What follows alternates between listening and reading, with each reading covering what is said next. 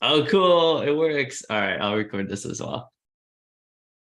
Hey, everyone. I'm excited to introduce to you Lily Youn. I know she was on episode 99, but I'm not sure. Oh, cool. It works. Oh, all right. Whoa, that's weird. Oh, because it's on the. Okay, well, that's kind of crazy. All right. Anyways, he just got distracted. So Lily and I met through the Society of Asians in Sales and Customer Success, and I know you're also active on Pavilion. I was pretty active on with that community as well.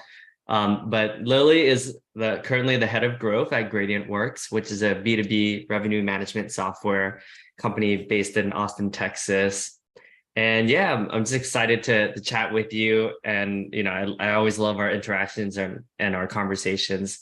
So it's excited to introduce you to folks who might not know who you are. Awesome. Yeah, thanks for the intro. I'm excited to be here again. Yeah, I know last time we talked about getting into sales management, and that was a big focus for the conversation. And I know when we last spoke, these I hate the word unprecedented times, but it does feel like things are just changing so rapidly, especially with AI and just, I would say the last 3 years with the whole pandemic and all that. So, I think it's good to just normalize that experience because I think so many of us are going through so much lately. So yeah, and I would love to hear your transition over to GradientWorks as well. Sounds like you speak with a lot of different companies, so I feel like you have a pretty macro perspective on what's going on specifically in tech and in tech sales. Yeah, honestly, the most recent change has been the whole AI space. Like, I think it was maybe 3 months ago when I started hearing at a lot of networking events, people really just talking about AI tech that's starting to come out and how that is impacting people's day to day. And it was interesting. I don't know what if you heard anything in particular, but I like it was kind of like two sides. Some people were like really excited. They saw a lot of potential benefits of helping people become more efficient. And then the other side of it of like, oh my gosh, it's going to take over our jobs, which, Hmm. um, you know, there's definitely that fear because people didn't actually have the experience of utilizing it yet. And so I think that was an interesting time in the last like interesting fact in the last 3 months and seeing how people have like taken something that's new and different and the different perspectives and now that more AI tech is actually getting pushed out, like a lot of existing big tech companies are, I think in the last few months, honestly, have like released a new product, AI product feature. Hmm. Like SalesLoft is doing one. Gong has recently launched theirs too. So pretty exciting times. But yeah, also just like the last I do get to speak with a lot of sales and rev ops leaders who are focusing on, go to market strategy. And, a lot of the conversations are usually about how, people are just trying to find ways to, change with the times and things that are happening, especially in the tech industry, with a lot of the layoffs happening early last year and that rolling effect. And people are continuously wondering when is this actually going to settle down? And a lot of people were projecting that it's going to calm down probably at the end of the year or going into next year. But Hmm. who knows? Yeah, I mean, I think it's good to keep in mind that nothing is permanent. Like things always end, right? Whether there's a recession, whether it's these layoffs, these tech layoffs that seem to be, and both of us are in, obviously Austin has a pretty strong tech presence, right? And I would say similarly in New York, there's certainly a lot of tech companies here as well. So we're definitely feeling it more than, maybe other towns and other ecosystems that maybe aren't as reliant on the tech industry. Yeah, exactly. I mean, it is really interesting because predominantly our buyer personas are usually sales and rev ops people, but they're rev ops and sales people within different industries.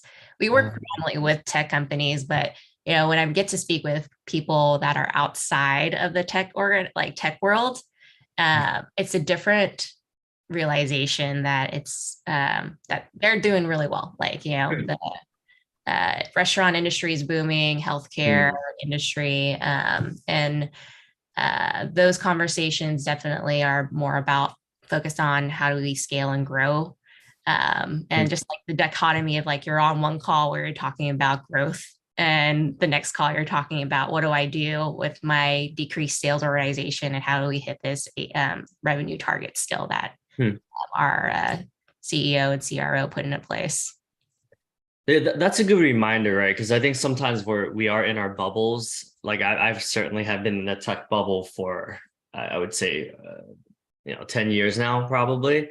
So it does feel like everything's falling apart, and it feels like everywhere I turn, one of my friends is getting laid off. And but yeah, when I speak to folks outside of it, like some of them don't even know. They're like, oh, like I had no idea that, because on the outside, they're like, it seems like you guys in tech are always making all the good money, and you guys are always getting promotions and changing jobs and whatnot. So I think it's good to get perspective as well. Yeah. And a lot of like the last big hit we had was in like 2008.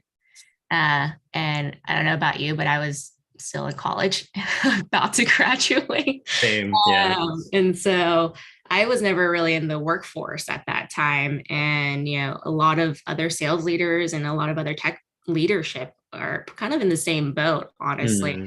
So I think with everything happening recently, some people are actually looking at like taking it as an opportunity to go find a role outside of tech and give something new a try. But yeah, it's definitely some challenges. And I think one thing is for hiring too. I know I just read a post about how hiring slowed down, like job openings slowed down in June.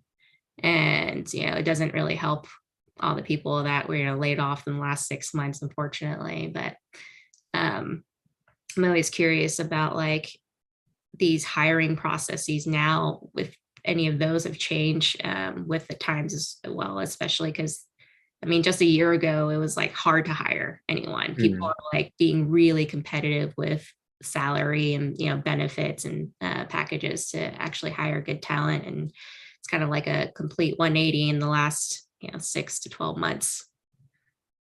Yeah, that's a good point. I do. Some of my friends are getting out of tech for sure. And who knows if they'll ever get back into it, but it does seem like some stability, and everyone's at a different stage and has different responsibilities. But yeah, it does feel like, I would say we had a good run, right? Like there's, I remember going to these like crazy lavish, like sales kickoffs, like in Vegas, where it was like, I was like, man, how much money did we spend on this? You know what I mean? And looking back, I'm like, okay, I could see maybe we cut down a little bit on those types of spending. Like we probably would be okay, but I was for Fortune Connect. I had the privilege of listening or being in a fireside chat with like the CEO of IBM, and I asked him that same question. Right, I was like, yeah, in 2008, I was still in college, so I was lucky enough that by the time I graduated, it felt like all that was over. And then he was just like, just for perspective, like, yes, like it seems like a lot of employees, like Amazon, 11,000 employees and all this stuff. But he was like, if you really think about it in the grand scheme of things, like if you look at it like a big picture, like a 30,000-foot view, to a big company like Amazon that has over 1 million employees, like that's like just a drop in the bucket for them. So yes, obviously you're one of the 11,000 people that were affected by it, then yes, like it's a really big deal for you, right? But he's like, you have to think about it from like the CEO's perspective, right?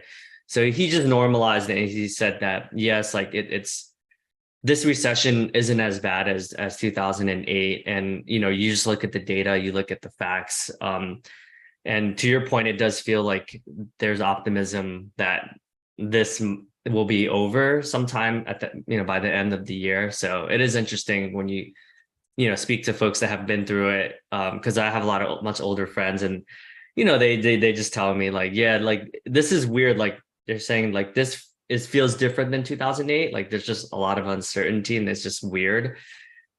So it's nice to get perspective from folks that have gone through like a lot of different cycles. Yeah, to that point, like it's probably a bit different than the 2008 scenario because of the fact that it trickled in with like COVID and people going remote, and it just felt like Yeah. a rolling ball effect of like nonstop change within the industries.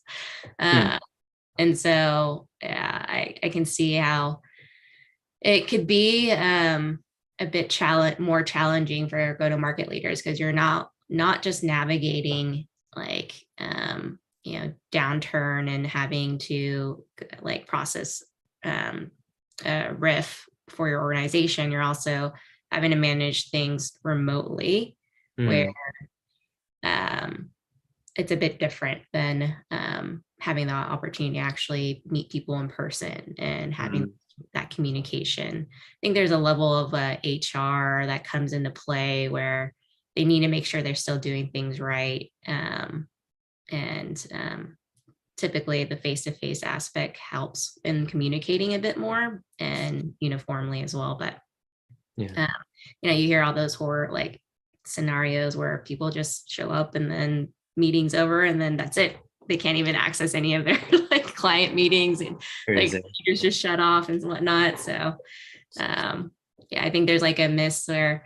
I mean, I was part of a layoff at my first tech company way back when in like 2012. And I just remember about how, we had the CEO speak to everybody and, really have a heartfelt message and Hmm. uh, talk about next steps and game plans and how they're going to help transition us. And then, they were like, hey, we're going to have to ask everybody to leave. And then luckily we're downtown Austin. So all like 90 of us literally just went to the bars downtown and got Yeah. Missouri with each other. And, I think that at Hmm. least made that whole situation, Hmm. a little bit more bearable. Yeah, that's a good point, right? Nowadays, it is so weird how the last 3 years, like if you were to tell me 5, 6 years ago that this would be the norm, there would be nothing to compare to, right? So I would just have no reference point. But yeah, even speaking to like a lot of yeah, just sales organizations I've been a part of, and they're like 100% remote now, pretty much. And I'm just like, what?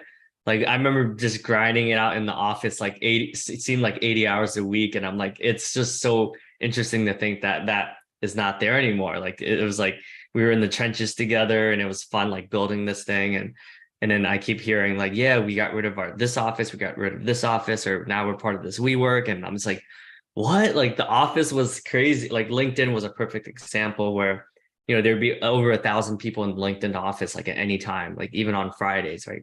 Prior to this pandemic happening. And now I hear they're like, yeah, we'd be lucky to get like 100 people in the office. And I was just like mind blown. I was like, what? Like, I can't even imagine. Like, it must be so different. They're like, yeah, it's a lot different.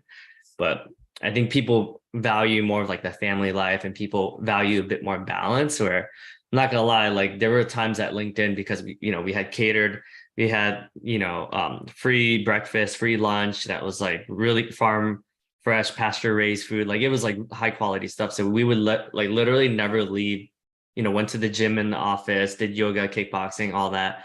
So I would get in at like 7 a.m., start my routine and leave at like 8 p.m. sometimes because there was always programming. And it was just crazy. Like we were in the Empire State Building and I never left the Empire State Building. I was just like, it was like our own bubble, it was just like we were just isolated from the rest of the world. It felt like. Mm-hmm. Yeah.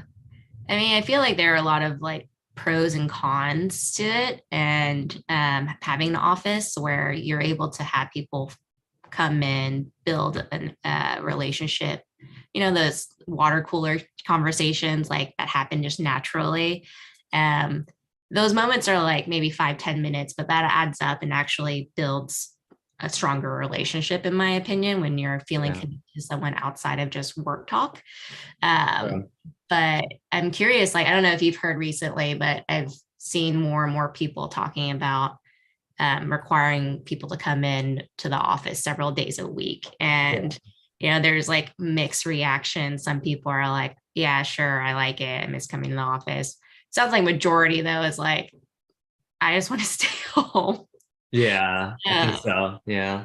And I think the interesting thing is that a lot of people are saying that'll negatively impact the actual hiring for the organization on talent. Hmm. Um, I personally haven't like seen or heard anything on like from HR teams or like hiring managers about that. I don't know if you have like a specific perspective on it. Yeah, that's a good question. It seems like you're pretty social as well. I'm pretty social, so for me, that's like music to my ears. I'm like, yay, like back to the good old days. But my wife, for instance, like she loves staying at home and she literally takes a nap like every lunch break.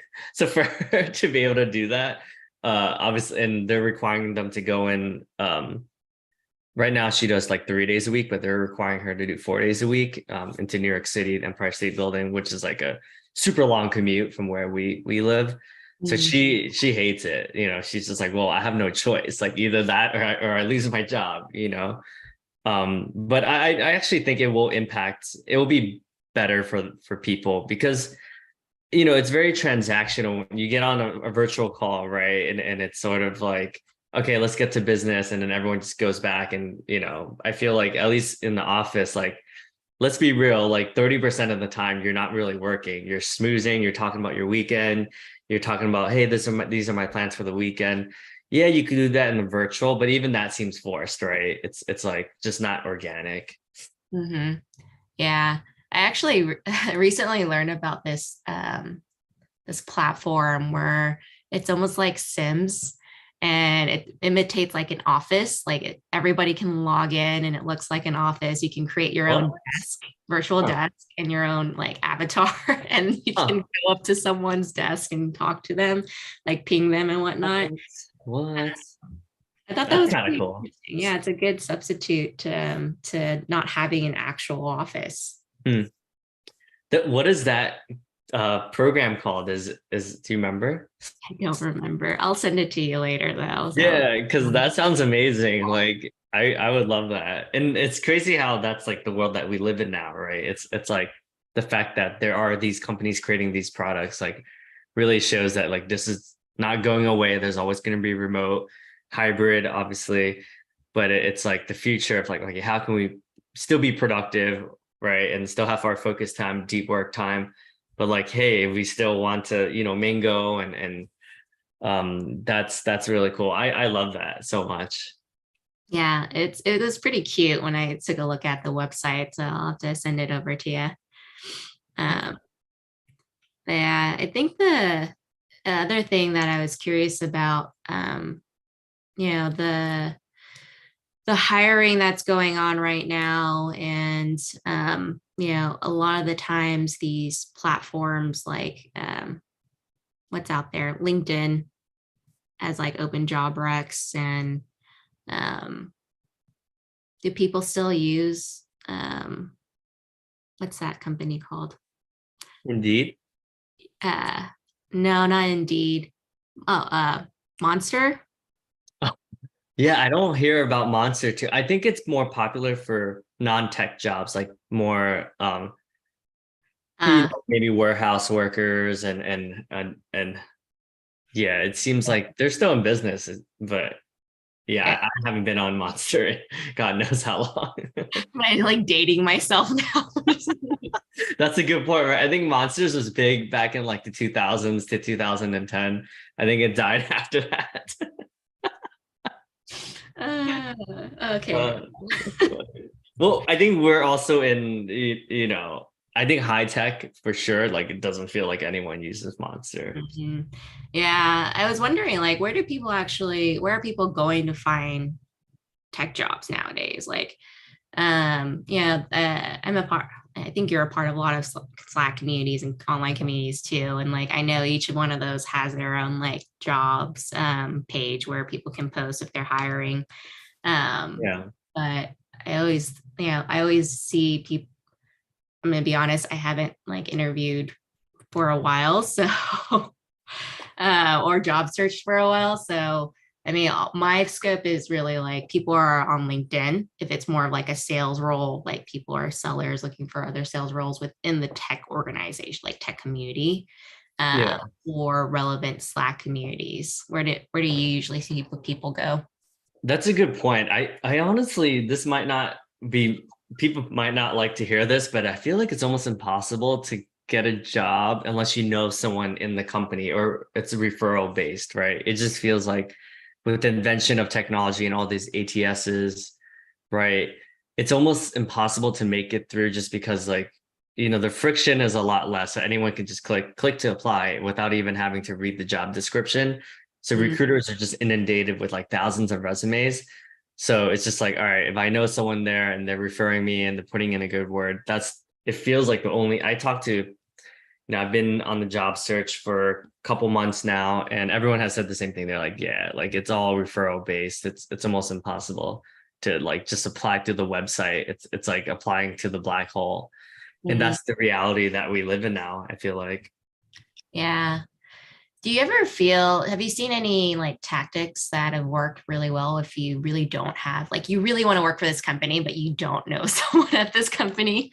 If Yeah. intro, like, I think there's a bit of like, um, it's interesting, right? Because it's like people want to feel like, because I think because of technology, everyone is more efficient, but in efficiency, we lose like personalization, right? So what I always tell people is like just reach out to people and have a genuine curiosity on like how they got to where they are. So if you reach out to someone randomly, like when I got into LinkedIn, I reached out to like every Asian salesperson at LinkedIn and was just like, hey, and then I would mention something specific about their profile that it like resonated with me and be like, oh, I really love that you're involved with the LinkedIn Asian Alliance. Like I've always wanted to be super involved with the ERG. Like would love to chat with you and learn more about your journey.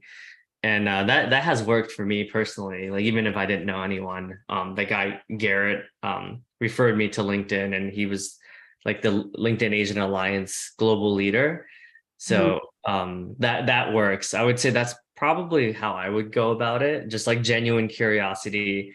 Like it's like, okay, did this person spend at least 5 minutes to like do some due diligence, or are they just copying and pasting like a generic message? Yeah, yeah. I love that actually, because it's like yeah, I think people, to your point, it's almost like the lack of a better comparison. It's almost like when you're an SDR, right? Like you can do the option of like spray and pray and see minimal returns because people are like, you're just, doing the minimum amount of like what you probably could be doing. And no one wants to hire someone who wants to do the minimum amount of work to get something, right? So I think it kind of applies where it's like you also want to make sure it's a good fit, like from for your own self as someone who's looking for a job versus just wanting any job, because Hmm. no one wants to like join a company and be like, oh, this is not a good fit within like 2 months and then have to start that whole interview process again. So I love Right. the way that you think about it, because then it's like, who better knows about the organization than the people actually doing the job day to day?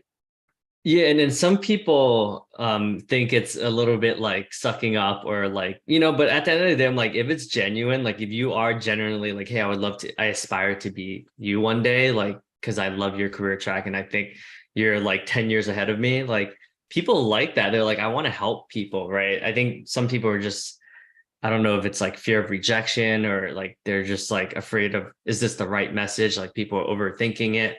But I'm like, it's not that hard, dude. Like I'm sure there's something that you genuinely want to know about that person, right? You can just mention that.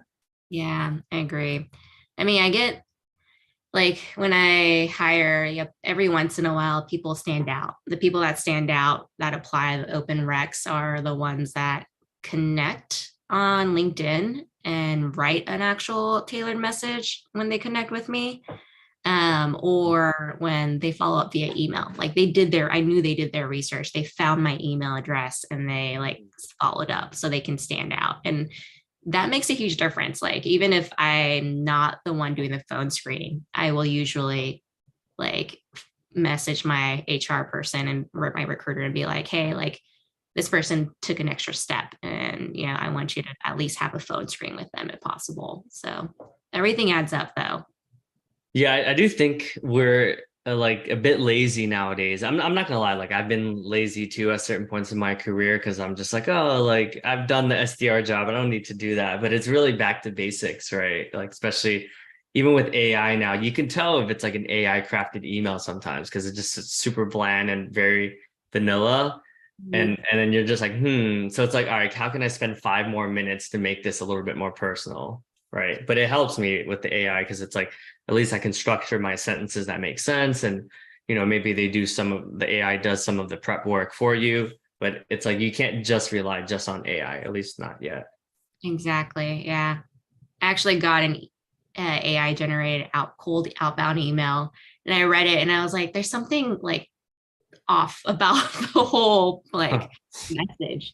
And then I looked at the actual company and I was like, oh, it's an AI generating email, like email generating company. Oh, cool. That's So like, wild. that is cool that they're like drinking their own champagne and using their own solution. And I'm like, just needs to like tweak a little bit to actually sound like a real person. Yeah.